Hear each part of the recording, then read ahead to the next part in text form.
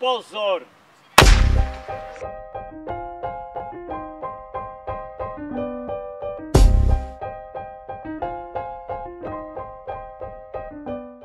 Jsem v Sokole od roku 1952.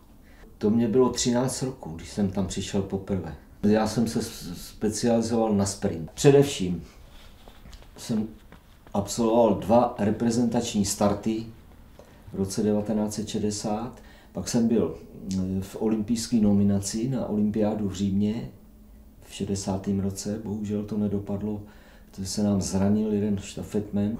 Nejlepší umístění bylo na mistrovství republiky v Brně, tam jsem doběhl 4. Druhý den jsme vyhráli štafetou s Duklou Oddílovou, mistrovskou, no a tak to asi je tak všechno z toho nejlepšího, co mě potkalo.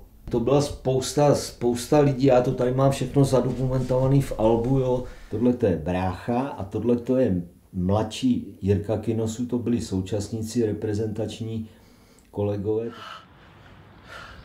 Samozřejmě, když jsem začal rozhodovat, když jsme byli kluci malí, 13-14 roků v těch začátcích, tak jsme normálně dělali všechno, že jo? My jsme v uvozovkách, se dá říct, pomocný funkce rozhodcovský, no.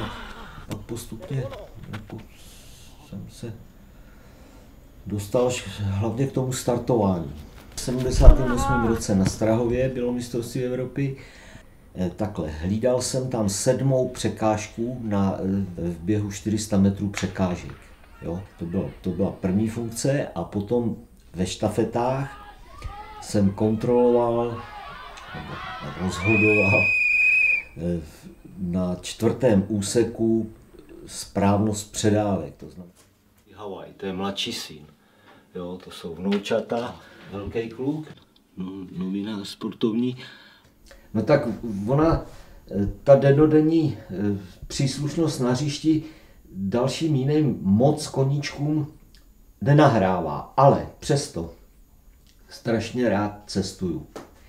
Já jsem projel 62 zemí světa, Ameriku, Kubu, Čínu, Nepal, Tibet, Indie, Austrálie, Nový Zéland, Peru, Bolívie, Argentina, Brazílie, Jordánsko, Sýrie, Izrael, Egypt, jo, čili potom mám strašně rád divadlo. V divadle jsem se seznámil se svou ženou, Vlastou, jo, a 6 roků už v důchodu jsem pracoval na recepci Klitsperova divadla Hradeckého, takže chodíme tam strašně rádi.